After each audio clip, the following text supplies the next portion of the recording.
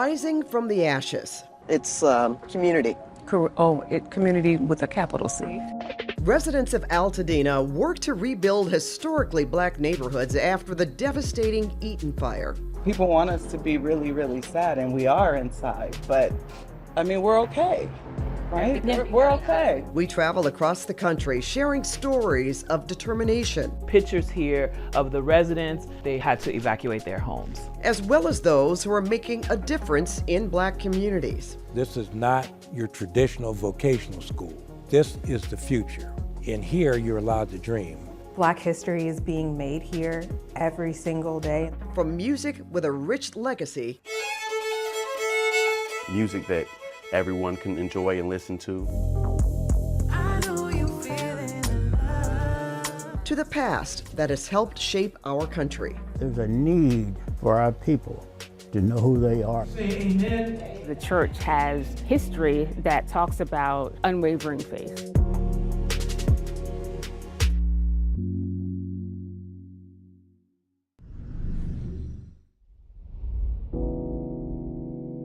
Hello, I'm Pat Harvey in Altadena, a community ravaged by fire. And as I stand here, I'm surrounded by devastation. This blaze took more than homes. It took lives and memories. And now residents prepare for the long road ahead to rebuild a city that has long been a haven to black families. As we celebrate Black History Month, we pay respect to those community gems who opened their doors to African Americans long before it was popular to do so. I love the community so much I have Altadena tattooed on me, believe it or not. Trevor Howard Kelly has lived in Altadena his entire life. My dad brought the property in 1968 after getting his GI Bill from the Navy. We tried to get property in Pasadena, but of course they redlined everyone to Altadena, so that's how we landed there. His parents' home burned down in the Eaton fire. His 83-year-old mother, a pillar of the community, lost her life in the fire. So one house my whole life, now it's gone. And my beautiful mother is gone. The Kellys were among the many black families who moved to Altadena because it was one of the few communities where minorities could get a housing loan. Redlining, or the practice of denying people access to credit because of where they lived, was a common practice at the time. It was basically very racially acceptable for the African American. They could come here and build their businesses without having to go through a lot of red tape that they were experiencing in other states and other, places that they were trying to live. Town Council member Darlene Green says this enclave became a sanctuary for the black community, even for celebrities such as baseball great Jackie Robinson, Oscar-winning actor Sidney Poitier, and author Octavia Butler. My grandmother, who bought the home as a single woman, was with 10 children, by the way. Wow. She scraped, she worked. Trevor's wife, Kimberly Kelly, says Altadena also offered her family a piece of the American dream. All of her grandchildren, there's probably like 30 of us, all were raised and have memories, were close, became close, remained close because of that home. At one point, African Americans made up over 40% of homeowners in Altadena. Today, of the 18% of black residents in the city, 81% own homes, almost double the national rate. We have a lot of blue-collar and white-collar workers, but everybody treats everybody the same here, which makes it special. It's community. Community with a capital C. These homes were intended to be passed down to loved ones, providing a step toward generational wealth. He bought that home so when my mom and dad passed, they would leave it to my sister and I, and my sister has no kids, so I would leave it to my kids who has kids. So we were going to keep it going. And an unusual fact we have discovered in this community is that there are many members of the same family living within minutes of each other. They are here with their children, and their children's children are here. One of the families we spoke to, the Williams family, lost 5 homes and 3 additional ones were damaged, all within a 3-mile radius. People want us to be really, really sad, and we are inside, but I mean, we're okay, right? We're okay. At last count, the Eaton fire had damaged or destroyed 7,000 structures, making it one of the 5 most destructive fires in the state. About 20% of residents affected by the Eaton fire are black. But for those residents, the biggest fear is not the rebuilding, but who will be able to come back. My biggest fear is not gentrification, but colonization. Meaning? Meaning, you come and gentrify the neighborhood, you're going to make it beautiful. But when you come to colonize, you're going to replace those who worked so hard and were resilient and were redlined up here. You will replace them with your capitalistic selves. According to Green, the town council has already begun having conversations around this growing fear. I'd like to make sure that the people representing us advocate for the people that have been here, grandmothers and generations that have been here and built their homes, that they don't let land developers come in here and price us out. So this is a historical gem. Absolutely. For sure. For sure. And we hope that it stays that way. Thank you, Pat.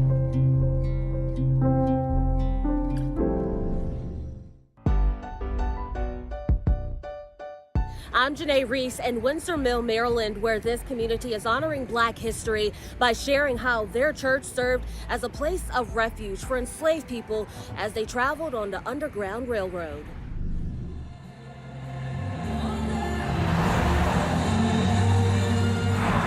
All of your help coming from the Lord God Almighty. Amen, amen. Right at the corner of Rolling and Dogwood Roads sits Emmert's United Methodist Church. If you believe it, that they sound off this morning. Hallelujah this morning. Inside, you'll hear Pastor Isaiah Rudd Sr. preaching to a small congregation every Sunday morning. Say amen. Amen. Amen. Amen again. Pastor, when you walk into this church, what do you feel? What do you want others to feel? When they come into this church, to feel the history of this church, why Caleb Emmert and why Susanna Emmert came to set the captives free here. I want them to feel the love of community. I am still with you. Founded in the late 1800s, Emmert holds a part of the mystery as to how thousands of enslaved people found their way to freedom. Christine Hughes is one of a few members of this church working to preserve its past and its future. This book right here is the original minutes that members of Emmert who founded the church took, and it records how they founded the church, how they started the church. Old building records show before the church was rebuilt in the 1900s, there was a balcony or gallery where slaves sat to worship and also secretly hide as they were seeking freedom. They removed the gallery and started a Sunday school. But the gallery is where they held the Negro slaves that were running away. From here, slaves were rolled from one safe house to the next in barrels by Underground Railroad conductors like Nicholas Smith and the Emmert's family. 36-gallon and 52-gallon hog head barrels. That became the means of moving runaway slaves, persons seeking freedom, back and forth up and down the road that we sit on now. Rolling Road. Their journey would take them to places down the road like Emmert's Pier Point Safe House and others around Baltimore County. There are dots where each one of the safe houses were. There were approximately 50 of them all around the county. To read that there were actually slaves that were right out there, you know, journeying to freedom, and that we're in here on the land that we're walking on is very emotional. Even with this rich history, Bella Owen says the church's membership is dwindling while operational costs grow. And I said, how big is your congregation? She said 18. I said, 80? No, 1/8. What? Organizers say telling the church's story is a part of a bigger effort to preserve Emmert's, its history, and the stories of the enslaved people it helped. I want them to understand the sacrifices that were made for people, you know, where you are now. We want to make sure that this building is still standing for those, even when I'm gone as pastor. The church has history that talks about unwavering faith, and I think that's really important. The congregation created a permanent display so the community can come inside, experience their history, and learn why this is something they want to protect. Amen. We're going to have to make sure that the message of this church lives. Give God some praise.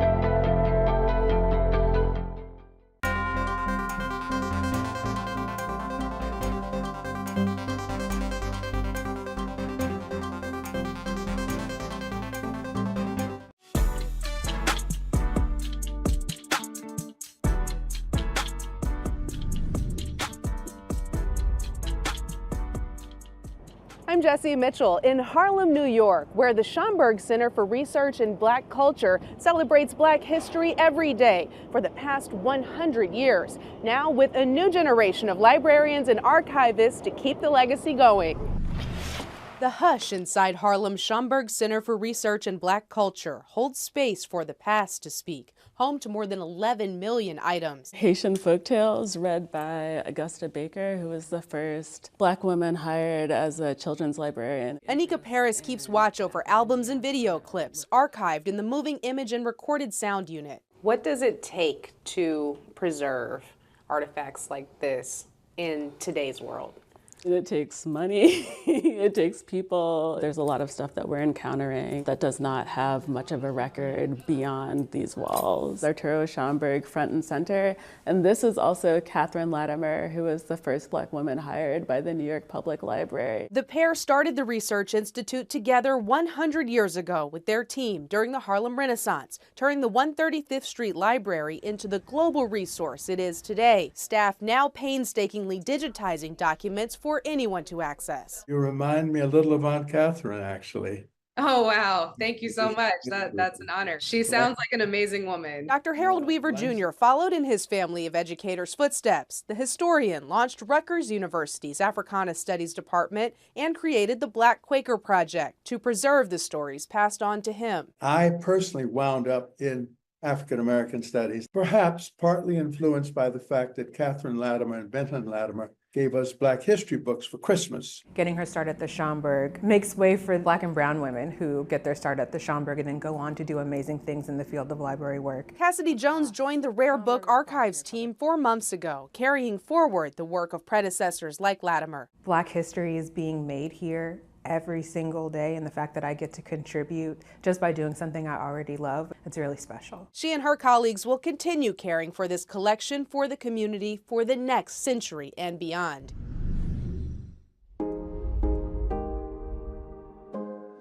I'm Tanya Francois in Miami. Before this was Charles Hadley Park, it was a thriving Black community that was wiped off the map in just a matter of hours. Now, decades later, I'm back, and I'm talking to the descendants of the Railroad Shop Colored Edition. My family is from Railroad Shop Colored Edition out of Miami. This is Rebecca Jenkins McSwain. And the city of Miami took their property.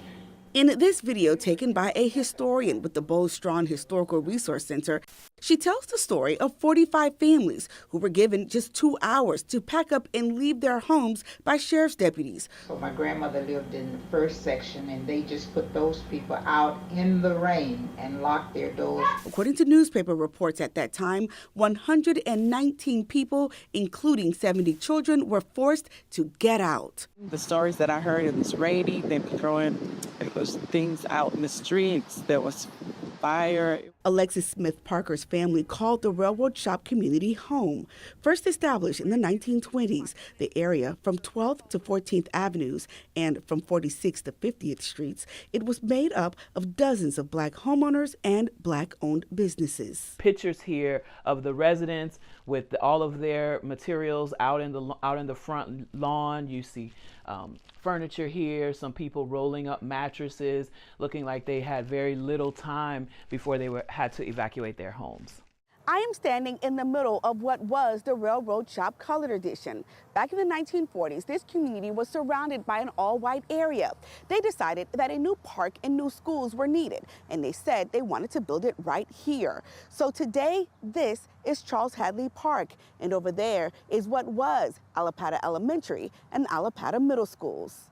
It's funny because they built it for the whites, but now our school is basically predominantly Black. The schools have been renamed and are now called Lenora Braden Smith Elementary and Georgia Jones Ayers Middle Schools, after childhood friends who both lived in the Railroad Shop. And you are the? I am the daughter of Lenora Braden Smith. She would always point over here, it was a avocado tree. She said that tree was in their backyard. So they grew up in this neighborhood.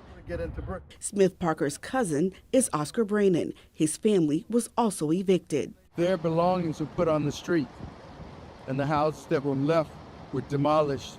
Demolished through eminent domain. The families say they can't imagine what life would have been like for them if their family members, the people who built the railroads in Miami, had been allowed to live in homes they owned. This is probably one of the richest areas around in Miami-Dade County. And what was 10,000 in 1947 is probably worth $750,000 today. And nothing for it? No, just a bitter taste, a bitter memory.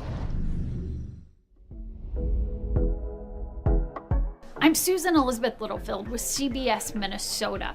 In the capital city of St. Paul in Minnesota, the Rondo neighborhood was once a hub for Black wealth and celebration. It was a thriving neighborhood.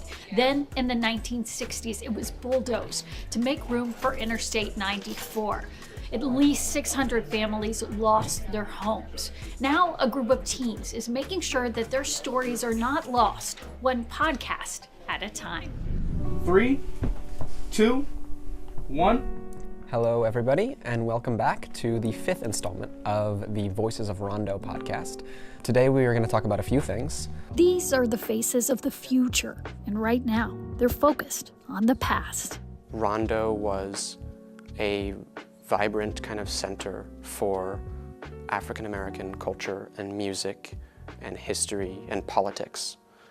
A highway, I-94, was built through the center of Rondo, displacing many, forcing many to move, destroying homes. It's a history 18-year-old Rafi learned when he moved to the neighborhood 4 years ago. So when you heard this story, what did you think? Yeah, I mean, I was like surprised, but also not so surprised, because this was something that I had heard about in other places. Places like Tremay and New Orleans, places where interstates are built through neighborhoods.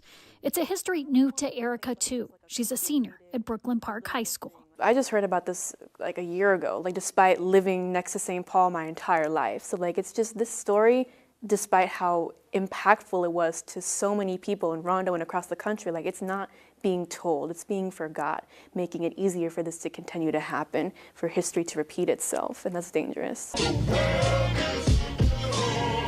So they are using their voices by podcasting them. This is the Voices of Rondo podcast, run by teens who talk about the past with guests who lived in the area. They also talk about the future, Reconnect Rondo, a proposed land bridge to restore the continuity of the neighborhood. I feel like it's really important to tell this story so that it does not get forgotten. This is their 5th episode. It's recorded at the High School for Recording Arts in St. Paul, and it's distributed around the world. What is your hope, your dream comes from this? I mean, my dream is that this information gets out, because I feel like the first part in fixing issues is, first of all, knowing about it, acknowledging it, and then creating meaningful action behind that. Starting with some meaningful conversation.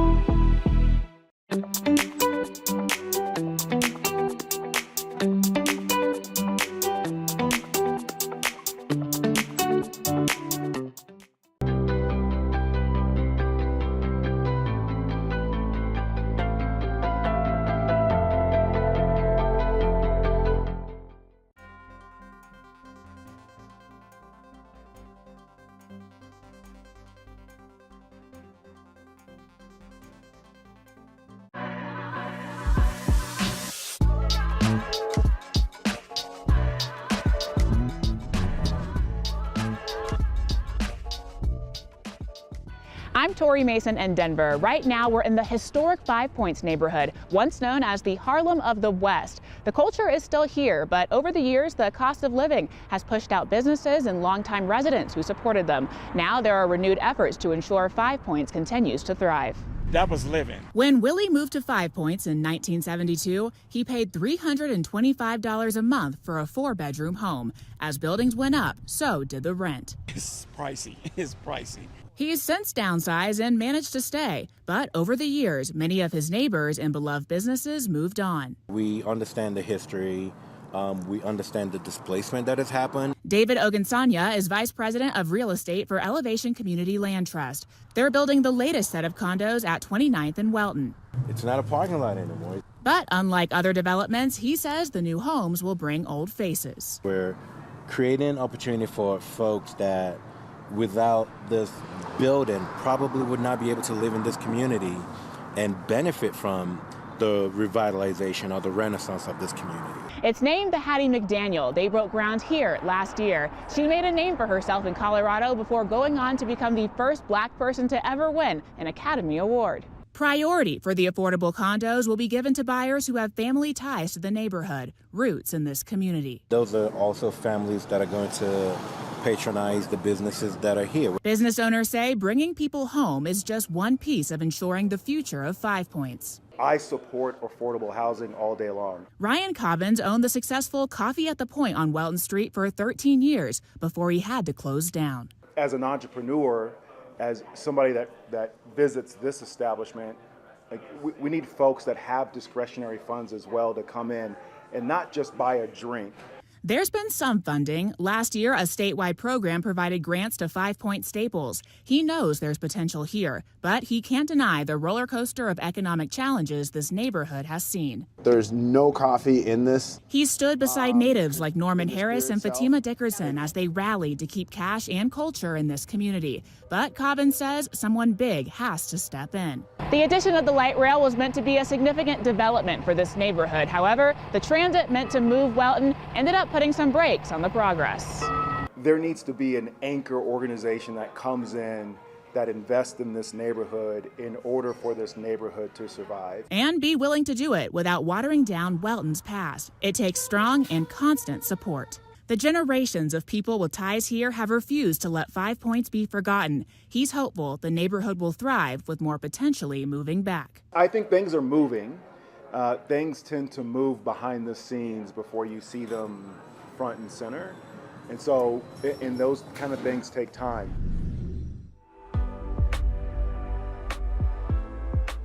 I'm photojournalist Aaron Bryant, and I would like to introduce 2 local archivists that are committed to preserving a part of Detroit's history for future generations, known as Black Bottom.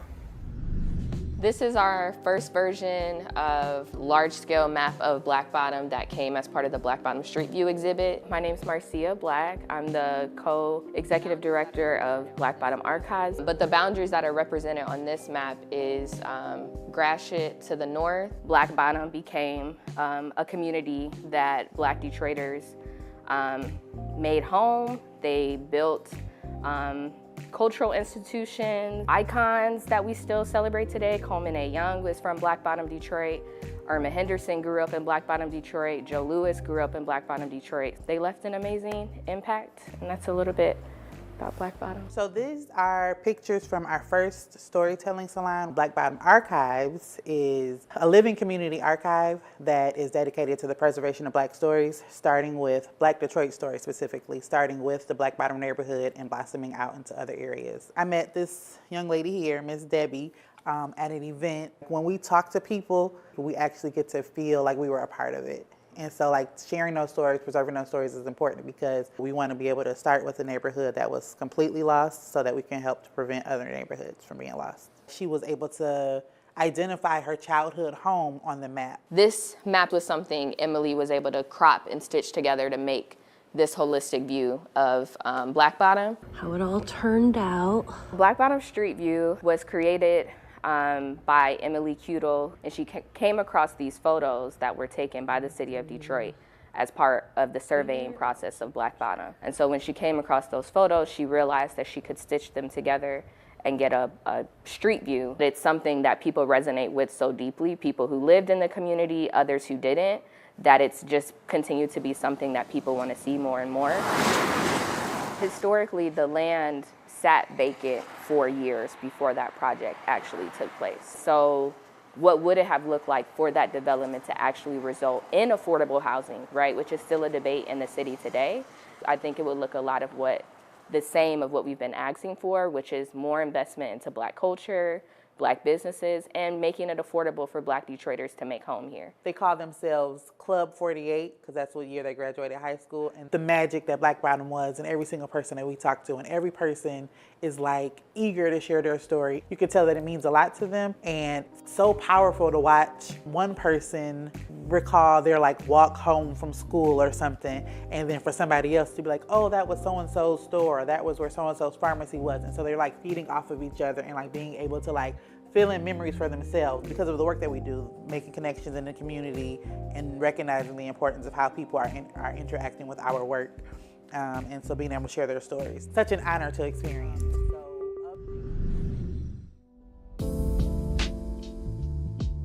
Hi, I'm Ryan Hughes in the heart of Camden, New Jersey, and we are taking you inside a hidden gem that highlights Black history. It's been the owner's mission for more than 3 decades. He is known in this community as Mr. Larry. He is more than 90 years old and shows no signs of slowing down. History, children books, religious books. From bestsellers to cultural classics, Larry Miles has stocked the shelves inside his bookstore full of history. I feel that there's a need for our people to know who they are.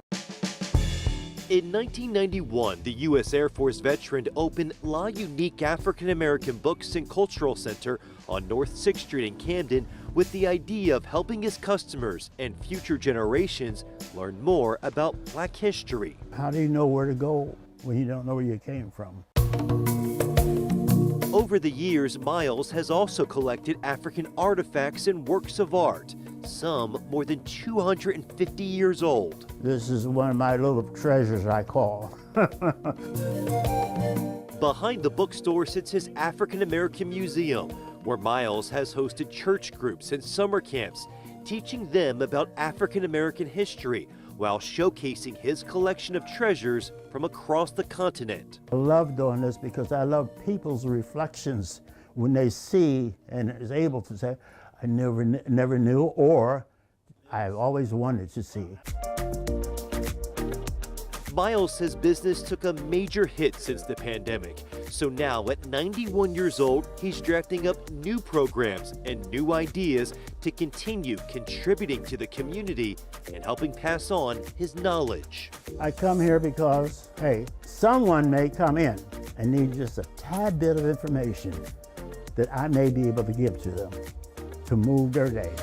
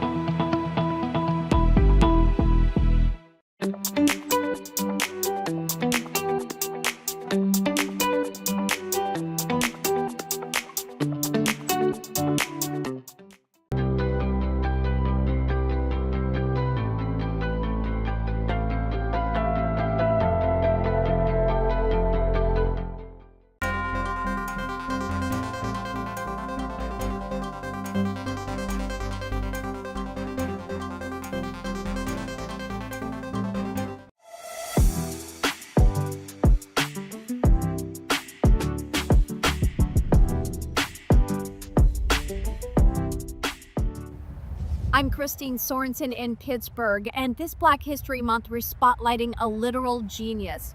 Bill Strickland grew up in this neighborhood and turned his love of ceramics into a center for youth, arts, and vocational training.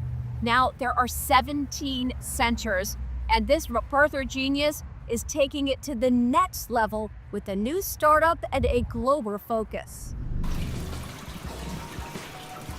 From the soothing sounds, to the ample natural light, to the beauty of art in every direction, it's clear that Hope Center for Arts and Technology in Sharon is special. This is not your traditional vocational school or arts program. This is the future. And here you're allowed to dream. And we are going to reflect that in everything that we do with you. One of Bill Strickland's primary philosophies is that environment drives behavior. All 17 centers, modeled after the original in 1968 in Pittsburgh's Manchester neighborhood, are beautifully designed. If you bring people into a facility that's dark and the pipes are leaking and there's no enthusiasm, that's what you get in terms of your student body. So we said, no, we're going to flip this thing on its head. We're going to start with V1. Okay. That's going to go in the 4th intercostal space, right side of the chest. Levi Freeman is in the 10-month medical assistant training program at Hope Center for Arts and Technology, or HopeCat, so he can further his career. He's going tuition-free, all paid for by grants. Right after graduating, I don't have to worry about debt. I can just get right into my career and not have that burden of all that debt of a 4-year degree. From opportunities for new vocations to exposure to an art form for the first time, HopeCat is transforming lives like those of the kids in this leadership program. And I'm so excited to see what you guys are going to do with your lives. Strickland explains that the key is the center's beautiful environment, caring instructors, and culture of hope. Hope is the commodity that can change this conversation. And I don't care if it's Pittsburgh or Westmoreland County or the Sudan in Africa. That medicine works. There are now 17 centers like this with vocational and/or youth arts training, including 5 in Pennsylvania and 3 overseas, including one in Israel where Jews and Palestinians are taking classes together. An example of the transformative nature of these centers.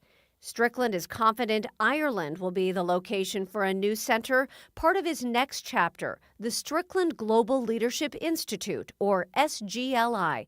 The Strickland Global Leadership Institute is also working to establish an academy where they can train people to open and start centers like this one here in Sharon, which could result in exponential growth for generations to come. In this ceramic studio that used to be a school gym, it's very open-ended creativity.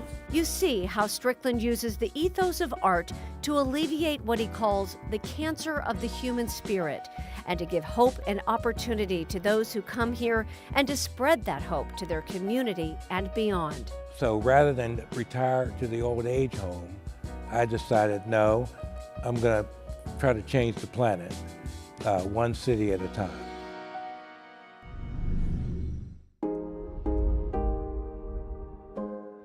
Greetings from the Boston area. You know, a lot of retail pharmacies are closing, not only in Boston, but across the state and all over the nation, predominantly in underserved areas where patients have few options when it comes to filling prescriptions and getting health support. I'm Dr. Malika Marshall, and I'll take you into a community health center in Roxbury, Massachusetts, that's trying to fill the void. It's good for me to have a pharmacy in my neighborhood because I need it. Dozens of pharmacies have closed in Boston and hundreds statewide, leaving challenges for individuals who are looking to fill prescriptions and for healthcare support. We have a lot of elderlies here, people that can't get their medication or walk to get their medication. This exodus has created what is known as pharmacy deserts. But when those pharmacies shut down, some community health centers sprang into action to help fill the gap. We had CVS here, and then we ended up ending the contract with CVS because of the issues we were having, and then we needed to make a decision quick. What do we do now? Do we open our own pharmacy, or do we team up with someone else? They did both, teaming up with CPC, the Community Pharmacy Cooperative, an organization serving as a vital resource for community health centers that want to provide pharmacy services. Our organization is community health center owned and led. So our organization's run by community health centers, and they came together and needed help in pharmacy. We partner with health centers like the Demick Center. They've come to us and said, you know, we're seeing pharmacies close in our community. Our pharmacy that was here is going to be closing. We need to open up a pharmacy to service our community. They don't know where to begin with that. Pharmacies are essential. A recent report from the Boston Public Health Commission found a 23-year life expectancy gap between residents in Roxbury versus residents in the Back Bay, areas just 2 miles apart. In that same report, residents of color had a significantly higher death rate from diabetes, preventable cancers, and heart disease compared to white Bostonians. All three of the things named can be treated and prevented. And the question is why? It's a systemic problem because if you walk in and you don't have health insurance, patients oftentimes feel like they'll get turned away.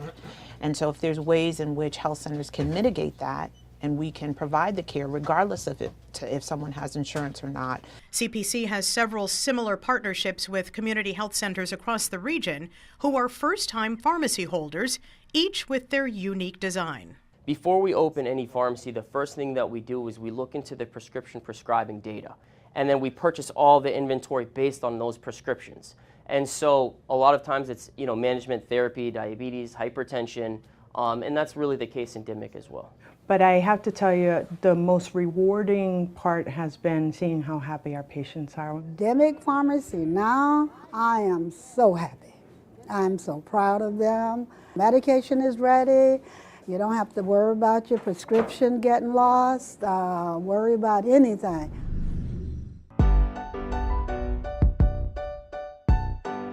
I'm Darius Johnson in Chicago. Big cities like ours are known for robust neighborhoods that honor Black history, but I visited a small town most people have probably never heard of, 90 minutes from the heart of the city. I met a native who is now the mayor who says he came back to give back. Good morning, everybody. All right. These halls at Lorenzo Smith Elementary in Hopkins Park are rich in history. This is our first superintendent of schools, Lorenzo R. Smith. He was actually the superintendent when I was a child going here some 50 plus years ago. And now they are filled with kids who actually know their mayor. Happy birthday! Thank you very much. And they love when he comes to visit. All right. Good morning, Mr. Mayor. So I've been mayor for 10 years, and most of the kids here are from of course, from K through 8. So I'm the only mayor that they've actually known throughout their entire lives. What Mark Hodge has known his entire life are the long, narrow roads of Hopkins Park, Illinois. Roads he once rode on a horse. When I was out here as a kid, we had outhouses, we had coal stoves, wood stoves. In 1979, he left when he was 17 to join the Marines. He then joined the California Department of Corrections. After nearly 3 decades, he retired to return to Hopkins Park. Along the way, I developed some unique leadership skills, and I thought the best place to use those skills was in my hometown. I had a yearning to come back and give us a modernization. He didn't just come back. In 2015, he was elected mayor. It meant a big salary cut, and he found the utopia of his youth had changed. When I came into office, we literally did not have a lawnmower, push lawnmower. Today, we literally have 3 snow removal vehicles when we had none before. The village just got its first natural gas line, and a badly needed internet connection is coming soon. It's very, very heartbreaking because these kids want to learn. They just need the same resources that we have in other communities. And over in the heart of town, there's Eva's Pizza. It's a family-owned shop, and I can tell you it's outstanding food.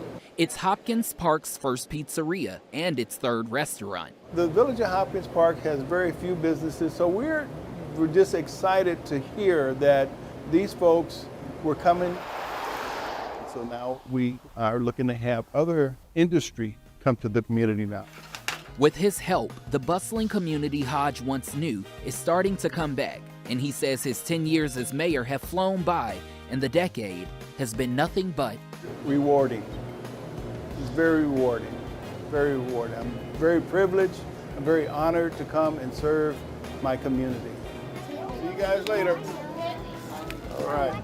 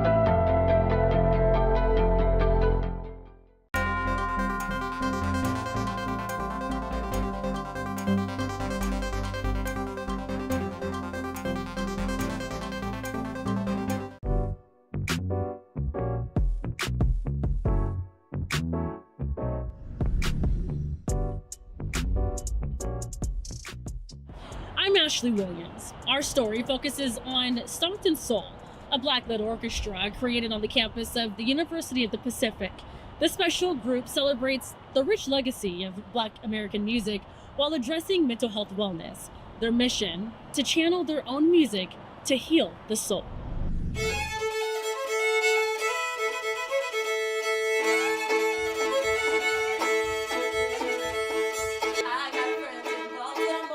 Darcy Ford is the co-founder of Stockton Soul. Her love of music started at an early age.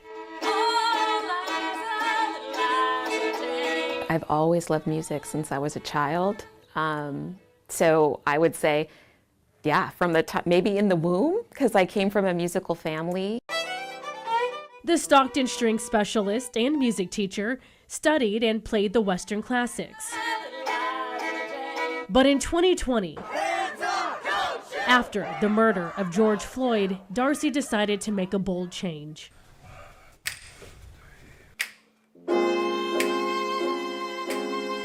The music that I love is Black music, and I want to promote Black music and show that it's valuable and worthy of study. So she leaned on fellow musician and friend Jonathan Ivey. They both studied music here at the University of the Pacific, and together they started a Black-led orchestra. I remember very vividly in my car talking to him on the phone while I was driving and saying, "What do you think about Stockton Soul?" And he's like, "I love it, that's great." The group of trained musicians tapped into familiar music like R&B, hip-hop, and even spoken word. It comes to being real, ain't no second guessing. In this world, being Black. And just as they began rehearsing, tragedy struck. Jonathan, who suffered with depression, died by suicide. I remember screaming because I felt like, you know, we built this and, you know, and I felt like I needed him and I didn't feel like I could go on without him. Darcy consulted with the other musicians, including Jelani Brown, who was also friends with Jonathan. As a group, they decided to push forward. Their first performance was at Jonathan's memorial. The hardest thing about losing him is not paying attention to the signs. So Stockton Soul made it its mission to address mental health at each of their performances and within their own group. It just made me realize even more that it's just like, okay, number one, I need to take care of my mental health. I need to make sure I'm asking for help. Demonstrating that the power of love, self-care, and music can really help heal the soul. The one common thread that we can all come together on is music. You know, especially this music that is this African Black music that is the soundtrack of our country.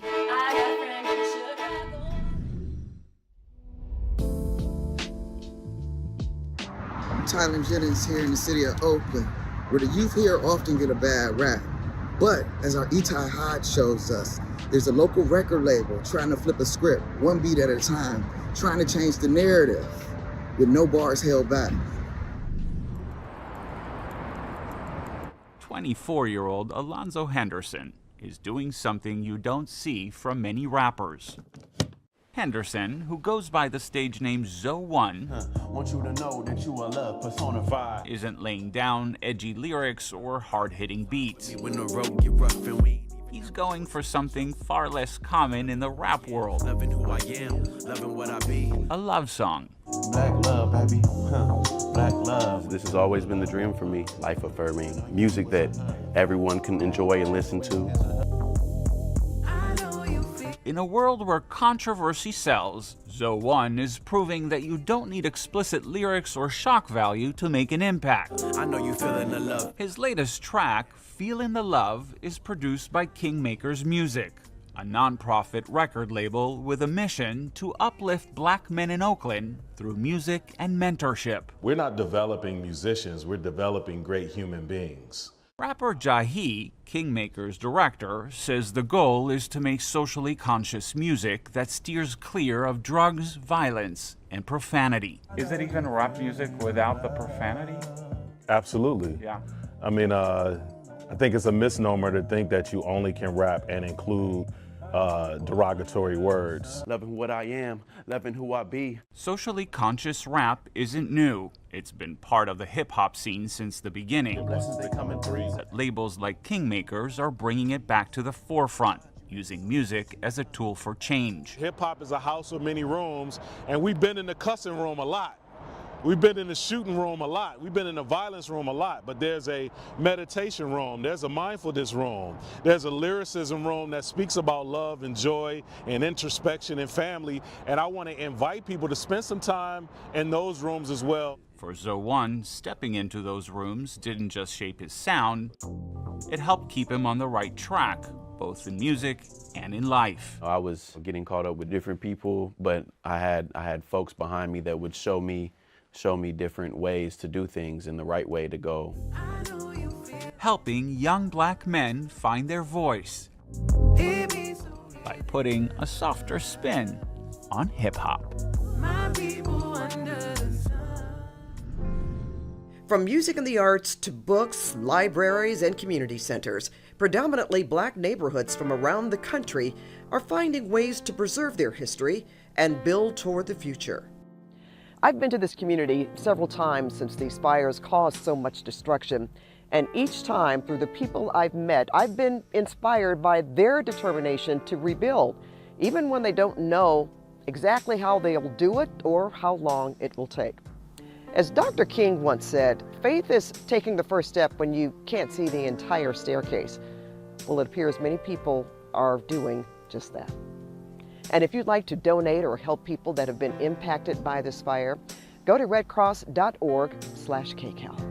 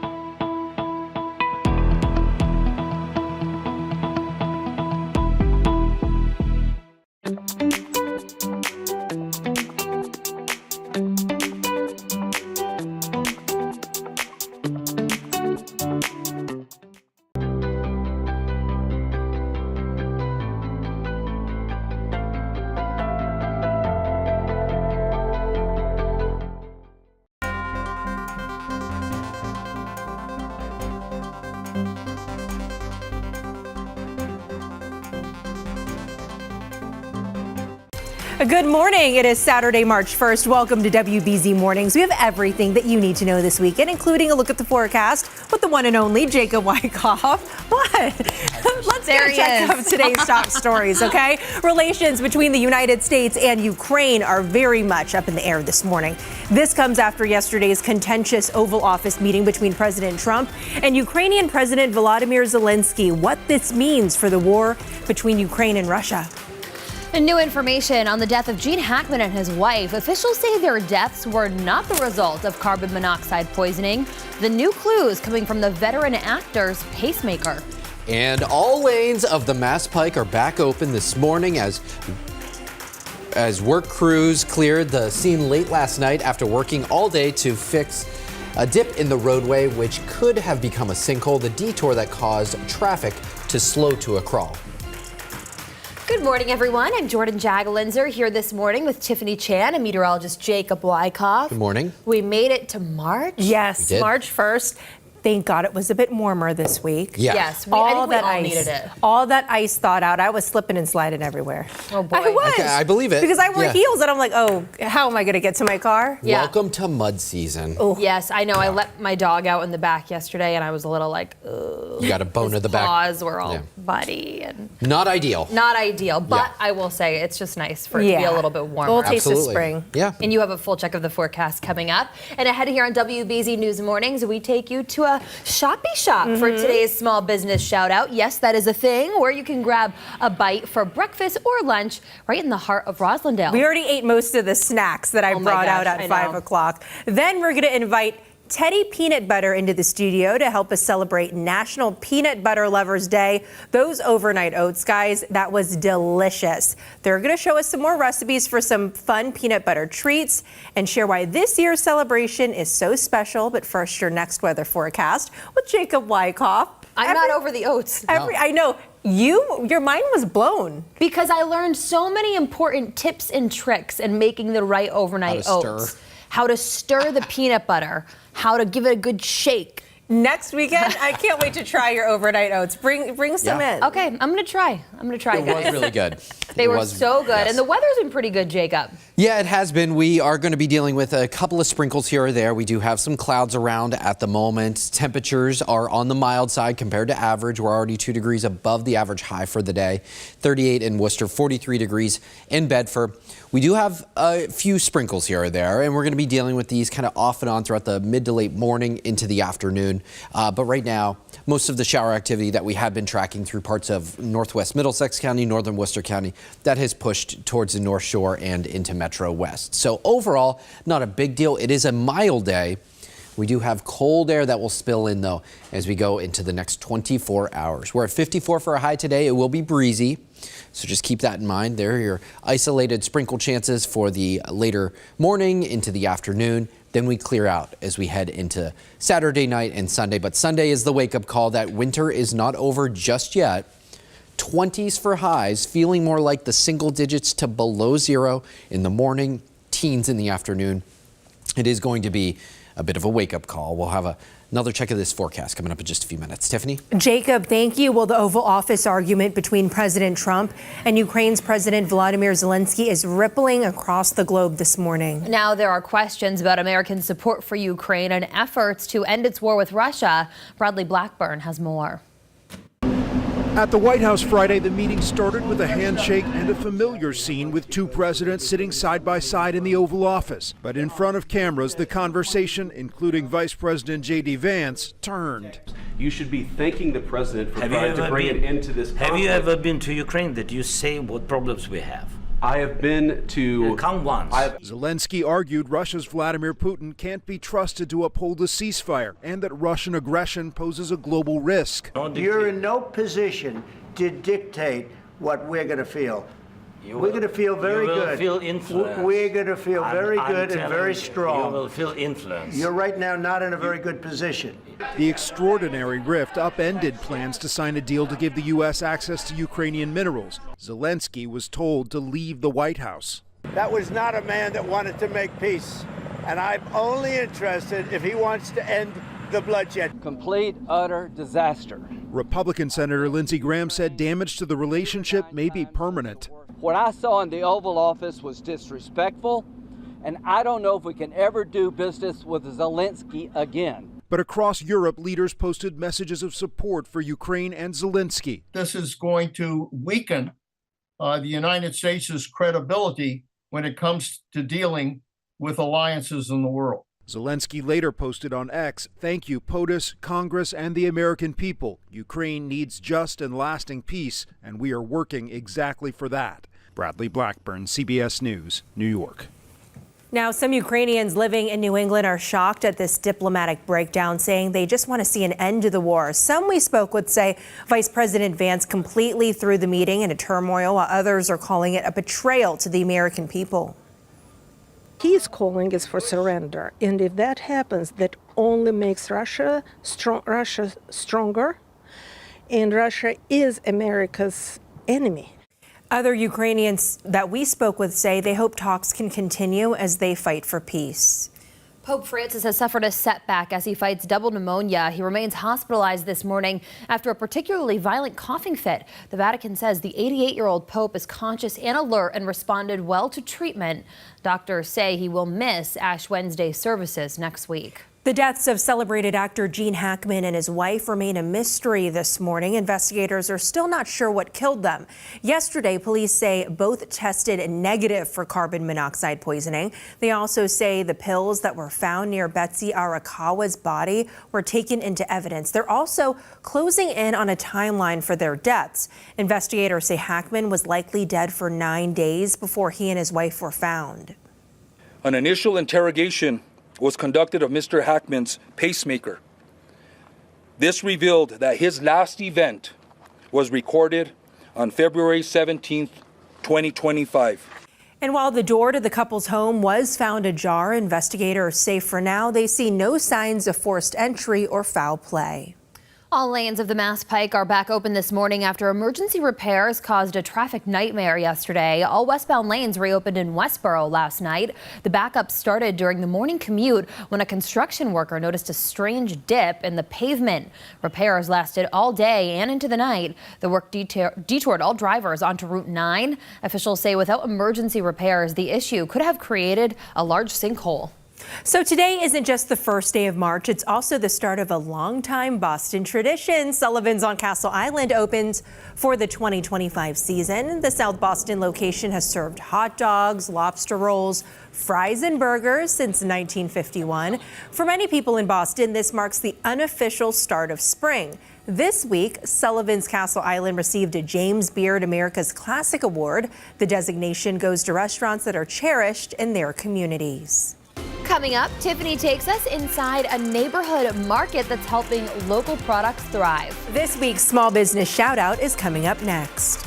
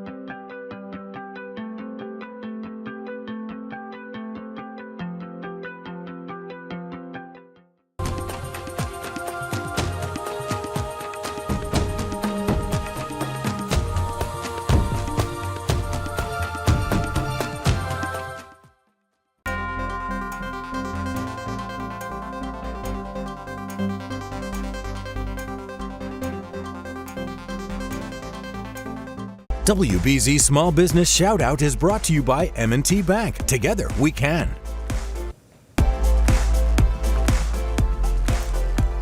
A Greater Boston starts with sharing success. That's the mission of One Roslindale Market, showcasing local products. In this week's Small Business Shoutout, I got to visit Russ and Mimi's to learn more about everything that they have to offer. Russ and Mimi's isn't your typical neighborhood market. Shops like us, they call them shoppy shops. Is that what they call it? I Googled it. Shoppy shops are a thing. Think of a boutique grocery store filled with artisan products like this one from Watertown. Hoops, they make hot fudge. I mean, you can't go wrong with this packaging.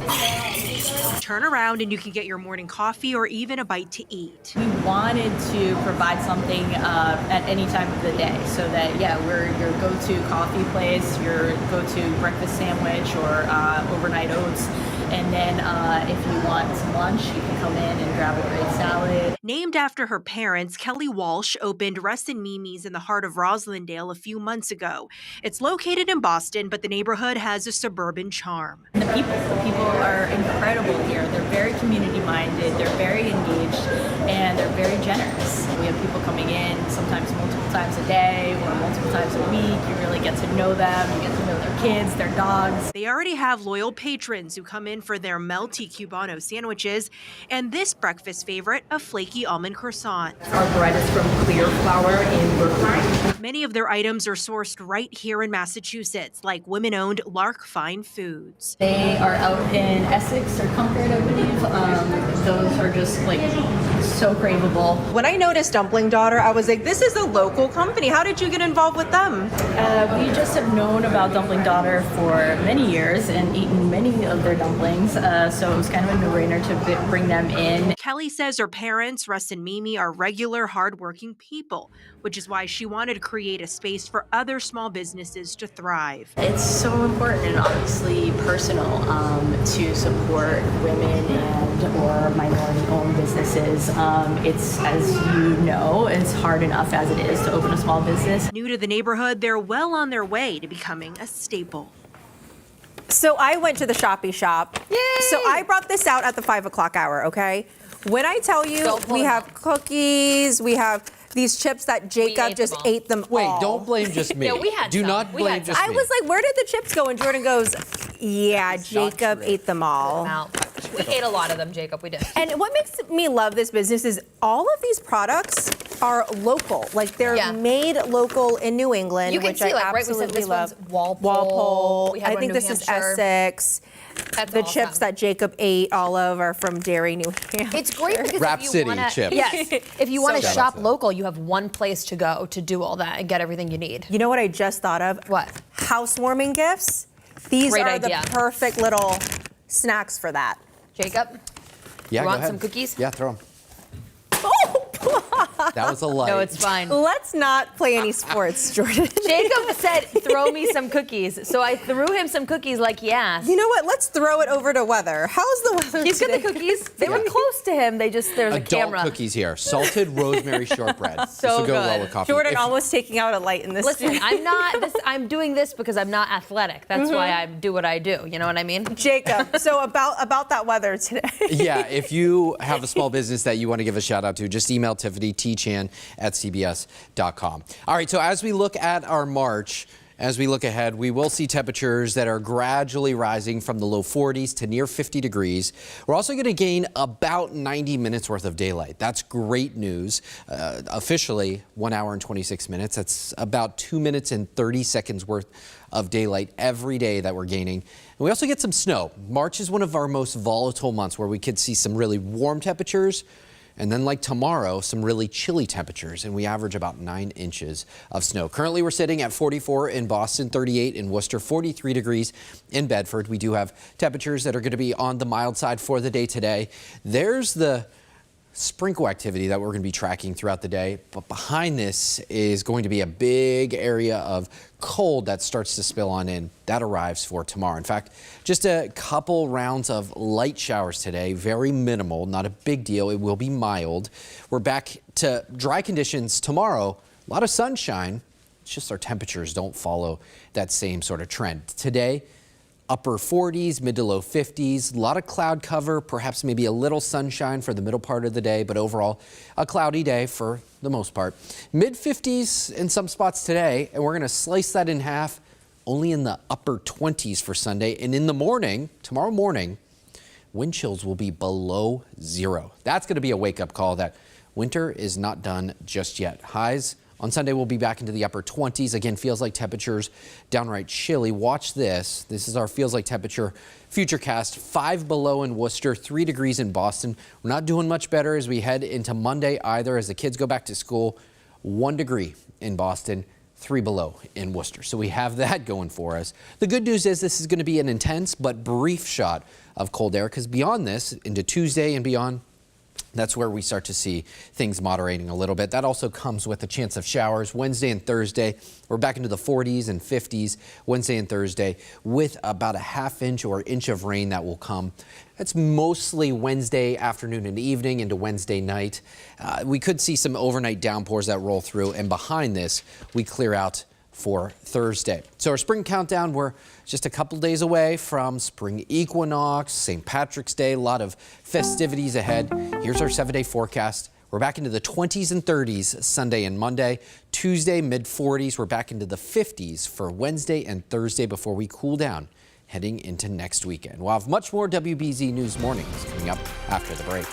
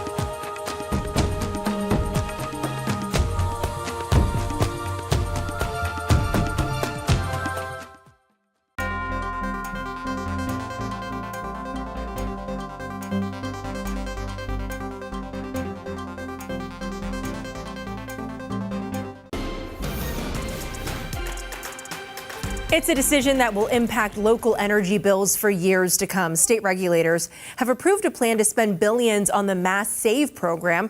However, they're budgeting less than what the governor wanted. As WBZ's Christina Rex shows us, that's not the only move that regulators are making.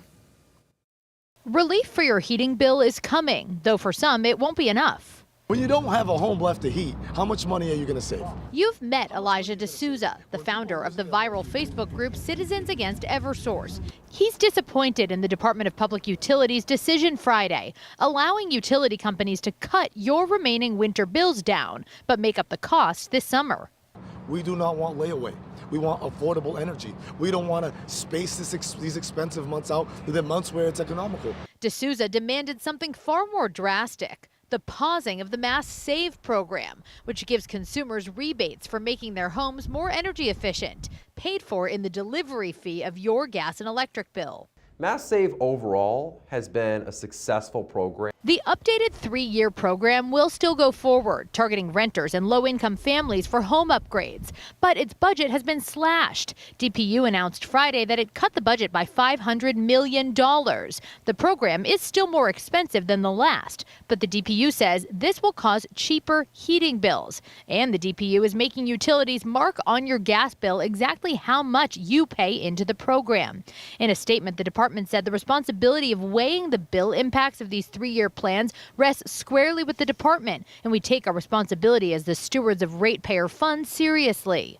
If we are reducing costs in a way that can save our families money on energy bills, that's one thing. But climate activist Hassan Farouki believes funding through electric and gas companies is not sustainable long-term for the success of Mass Save. The utilities are not the best entity to run it, because if you're a company that makes your money by building gas pipes, you're not going to have any incentive to get people off of gas. So the rate deferrals, as well as cutting the Mass Save budget, these are all different factors that could make your bills cheaper. They're supposed to make your bills cheaper for your March and April utility bills, with those costs starting to be made up over the course of the spring and summer. At the State House, Christina Rex, WBZ News. Christina, thank you. Coming up, what's drawing kids to screens? The new study showing how they're spending their screen time. Plus, firefighters spring into action after New York City window washers are put in a dangerous situation 78 floors up.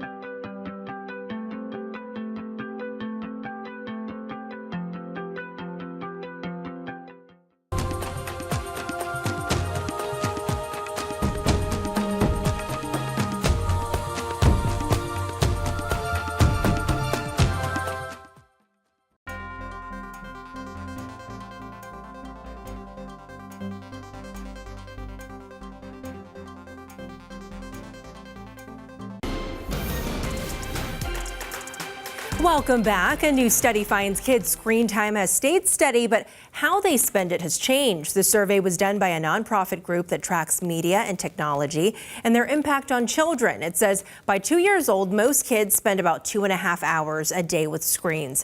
However, as traditional TV viewing declines, kids are spending more time gaming and watching short videos on platforms like TikTok. They spend an average of 14 minutes a day watching these short videos. A pair of window washers are safe after a terrifying incident in New York City. They were rescued after their scaffold started swinging uncontrollably on the side of a skyscraper yesterday morning. The workers were more than 70 stories up. At one point, the scaffolding smashed into windows, sending shattered glass onto the sidewalk down below. Firefighters went to an apartment on the 78th floor and managed to pull the workers inside to safety. Coming up, more cuts to the federal workforce. How the dismissal of hundreds of meteorologists will impact the way communities prepare for extreme weather.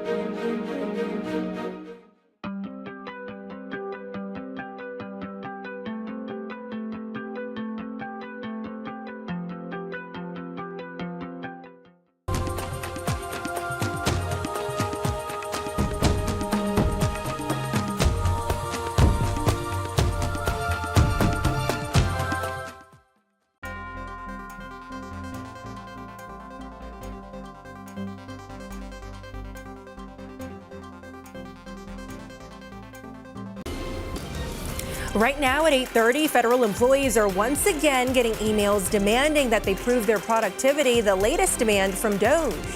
And a South Shore community taking the MBTA to court over a controversial policy. Why the town is refuting recent allegations by the governor. And there may soon be a new way to get to Logan Airport from the South Coast when travelers may be able to skip the traffic and hop on a flight instead. Now, live on WBZ TV and streaming on CBS News Boston. This is WBZ News Mornings. Good morning, everyone. Welcome back. Federal employees getting another email requiring them to explain their recent accomplishments. This is the latest attempt by President Trump and Elon Musk to demand answers from the government workforce. The emails were expected to go out today, but some employees began getting them last night. The first email sent last week asked employees to list 5 tasks that they completed within the week. Musk said anyone that didn't respond would be fired, but many agencies told their employees not to. Travelers from the South Coast may soon have a new way to get to Logan Airport. Officials at New Bedford Regional Airport says one of its tenants has submitted a letter of intent to offer daily flights to Logan. There would be departures twice a day in the morning and also in the afternoon. Flights would run year-round, cost about $100 and accommodate 10 to 15 passengers. Officials say it could significantly cut down travel time by bypassing traffic and security lines. Middleborough is taking the state to court over the MBTA Communities Act. The town manager says the state has canceled 2 grants which Middleborough was supposed to receive. They say the town already complies with the law requiring the area to meet certain housing requirements along MBTA routes. Town leaders say the state revoked funding anyway, including $73,000 to help pay for mental health services in schools. We are here today because we are taking a stand to defend our community, defend our public safety funding, defend our public school districts, and from arbitrarily and frankly draconian methods being adopted by the Commonwealth to break communities. The governor says it's essential that cities and towns comply with the law to bring down high housing costs, which is one of the state's greatest ongoing challenges. The last-minute deal could prevent a potential strike at Stop & Shop. The supermarket chain reached a tentative agreement with the Teamsters Union yesterday. The deal will keep the Freetown Distribution Center open. Union members had threatened to walk off the job at midnight if the warehouse closed. The new contract calls for higher pay and improved working conditions. Meteorologist Jacob Wyckoff is here with a look at our forecast. Yeah, Jacob, it was nice a couple of days this past week, but we have some of that colder weather moving back on in. You're absolutely right. Yeah, today is actually going to be one of the nicer days.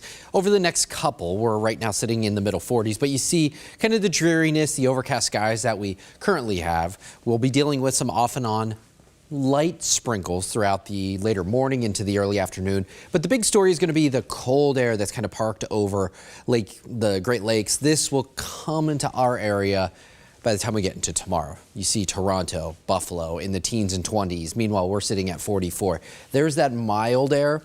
It's around for today. Won't be the case for tomorrow. So today we'll get back into the low 50s in a lot of spots, perhaps a little bit of sunshine, but also a couple of sprinkles here or there. Futurecast does a pretty good job of handling some of the sprinkles today.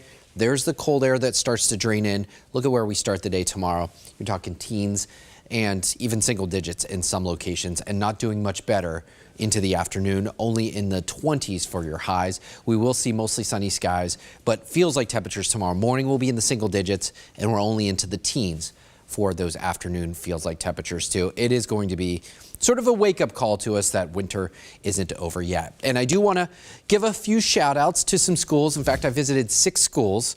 So we'll hop into our next weather field trip. Visited 6 schools this past week: Southborough, Chelmsford, Salem, and Needham. Also had a chance to go to Lowell and Andover. So say good morning to all of these bright, shining faces. Good morning to the 3rd graders there at Woodward School in Southborough. Appreciate the teachers and administrators for a great visit. They also made me a really cool sign. Appreciate that. 1st graders in Chelmsford at South Row School. This was a really fun visit with some of the youngsters there. Talked weather and talked about science. Also, good morning to Salem's Bates Elementary. These 3rd graders were definitely excited to see me on Tuesday morning. Then had a chance to go to Sonny Williams Elementary in Needham with the 5th graders. Talked about space, talked about weather. That was a really fun visit too. And rounding things out, visited the Community Christian Academy in Lowell. This is my 2nd time visiting them.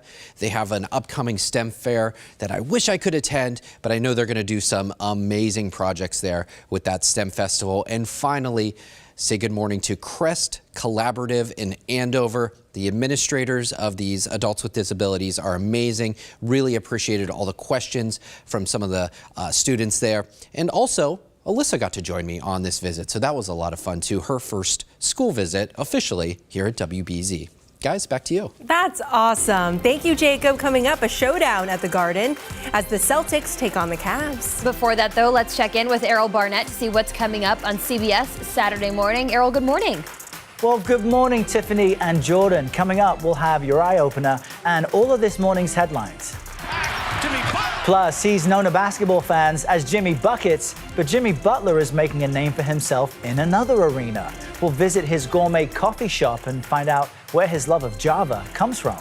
Then, as Hollywood gets ready for its biggest night, some of the most memorable props in movie history are going up for auction.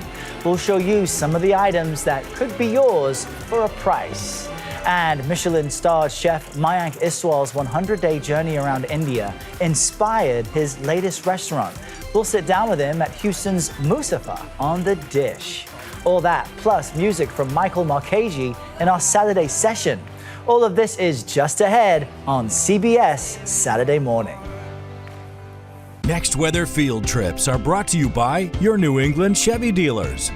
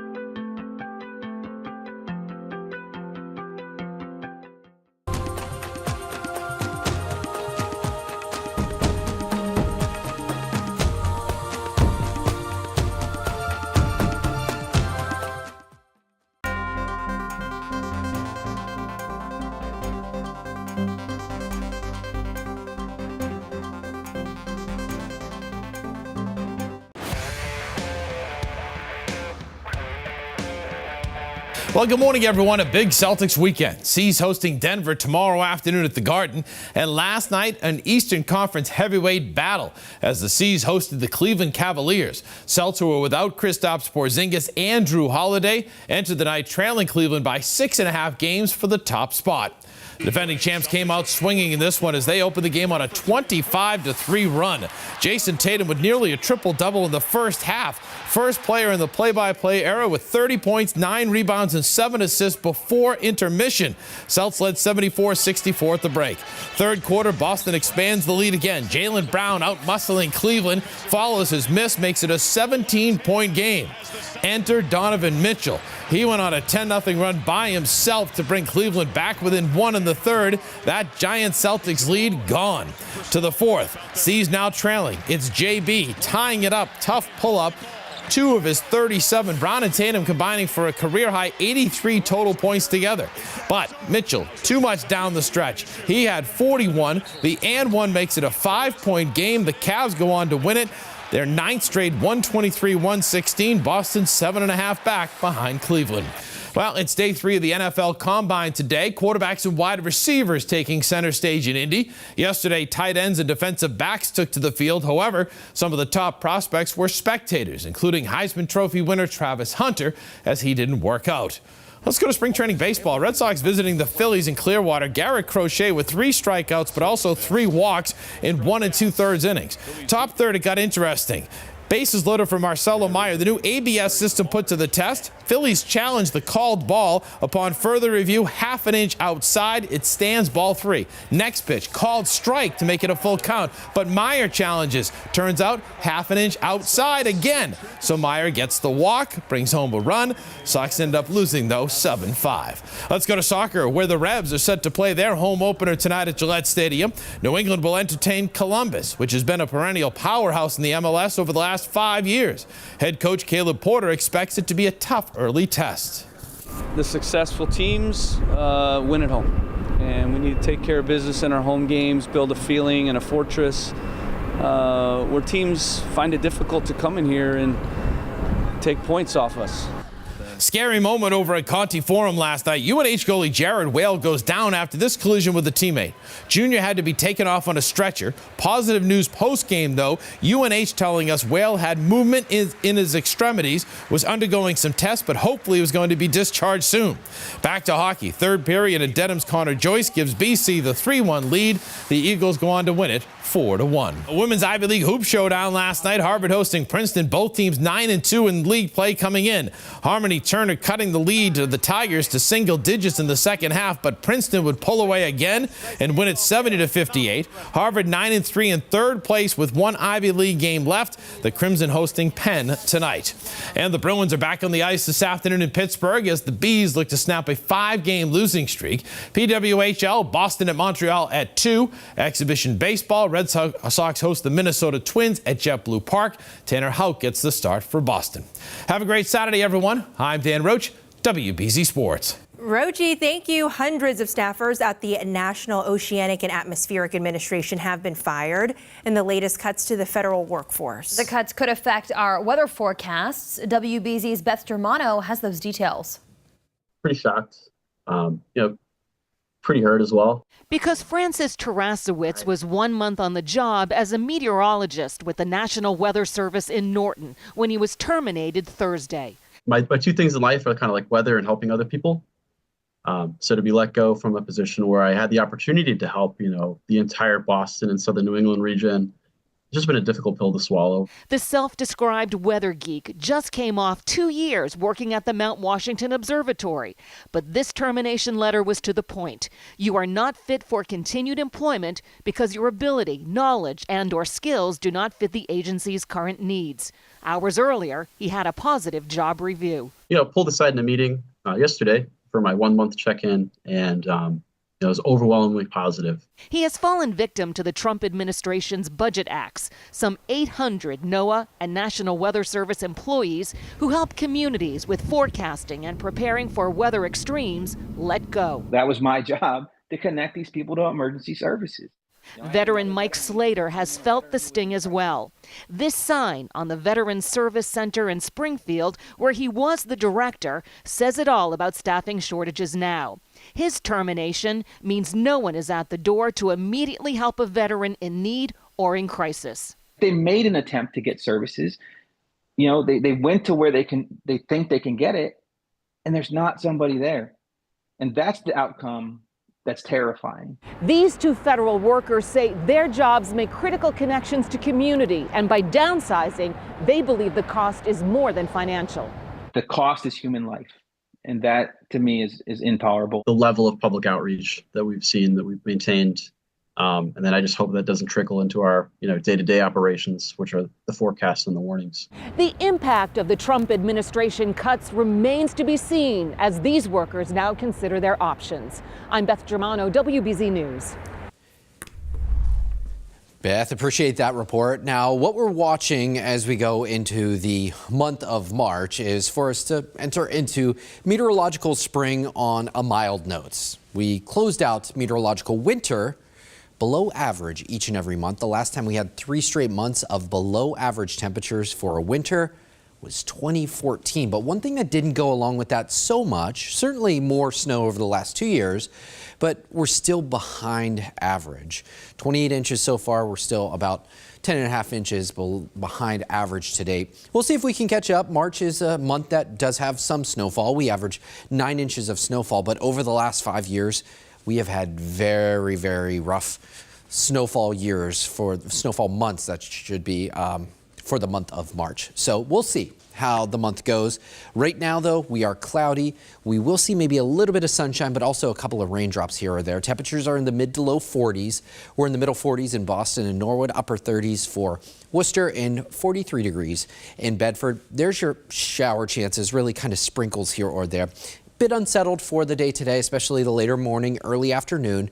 The big story is going to be the big changes that we see. We have a big area of cold air that's going to be spilling in over the coming 24 hours or so. So a couple of showers, then we start to dry things out as we go into tonight. It will be very cold tomorrow morning, single digit below zero wind chills, and we're not going to do much better heading into Monday morning either. So we're in the 50s and upper 40s for highs today. Our hour by hour forecast will take us into the upper 20s. A lot of sunshine tomorrow, but that's a silver lining, because it is going to be very cold with those wind chills. Then we turn our attention to Wednesday. Wednesday into Thursday, we have a chance for some showers. And with that warm front so far to the north, I expect us to be back into the 50s for Wednesday and Thursday. We just have to get through Sunday, Monday, and Tuesday, which will be below average. This is going to be associated with anywhere from a ½ inch to an inch of rain. Then we start that slow process of clearing out for the second half of Thursday. Quick check of your 7-day forecast shows temperatures getting back into the 20s tomorrow, 30s for Monday, and then back into the 40s for Tuesday. The warmest days today and Wednesday and Thursday of this upcoming week. Guys, back to you. Jacob, thanks. Well, coming up, if you are a peanut butter fan, as we are, then today is for you. Oh my God, we've been looking forward to this all morning. We are celebrating National Peanut Butter Lovers Day with our local favorite, Teddy Peanut Butter. Stay with us.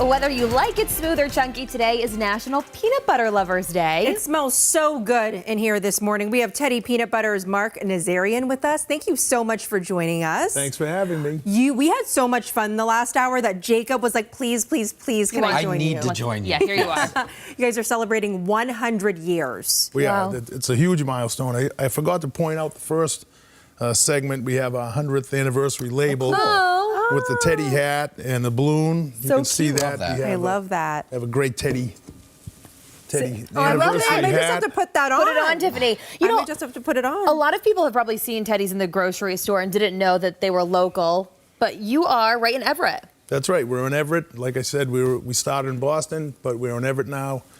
We reach mostly New England, down to the East Coast, and now we are nationwide. Wow. In Whole Foods. So that's awesome. And depending on which way the wind blows, as a meteorologist, you could smell the factory. Well, you know it all. Oh, yeah, I try to. But like, imagine coming home and you just smell peanut butter. Amazing. Well, you know what I can smell right now? I can smell it here right now. What do you have here for us this morning? So today is the Teddy Peanut Butter Cannoli. Yay! Which is really not difficult to make.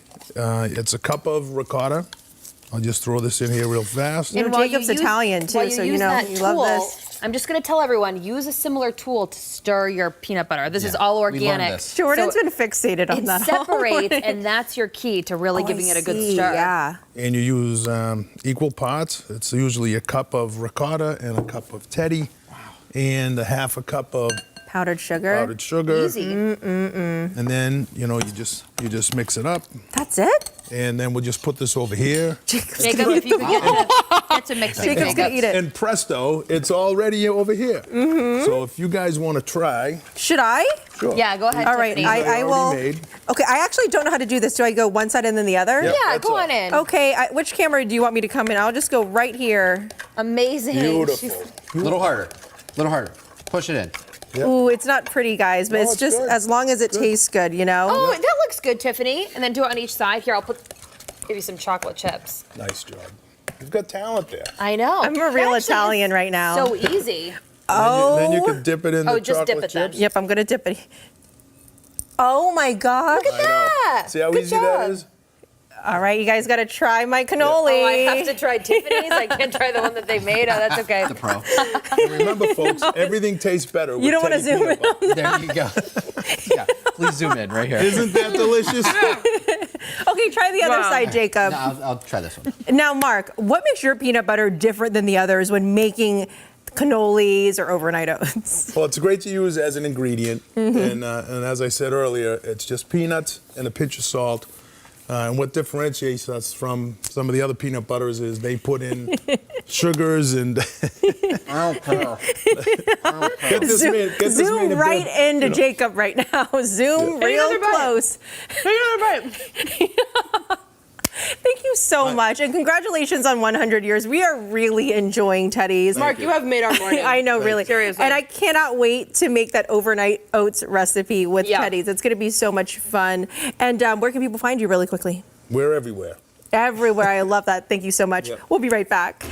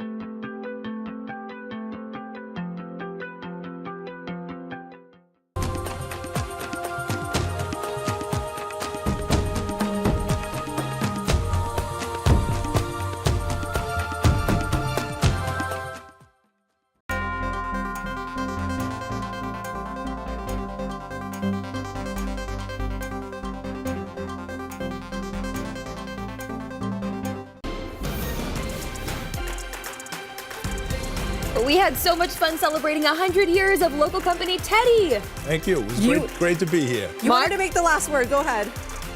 Drop the mic, take the cannoli.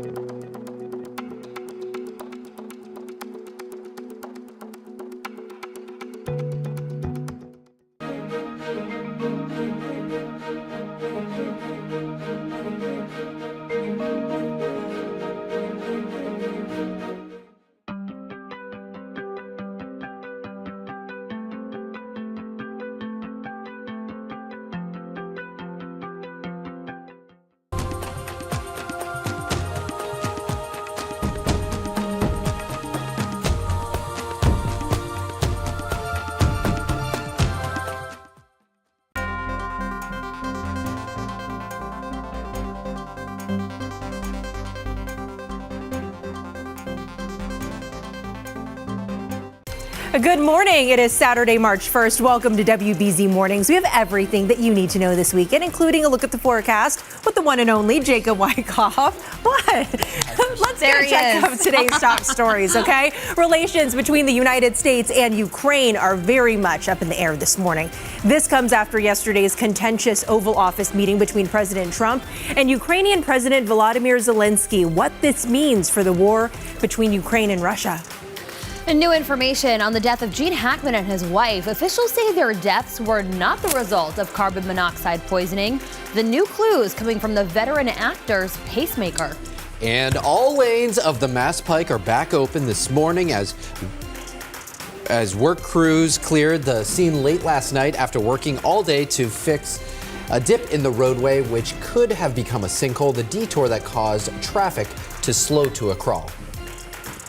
Good morning, everyone. I'm Jordan Jagalinzer here this morning with Tiffany Chan and meteorologist Jacob Wyckoff. Good morning. We made it to March. Yes, March 1st.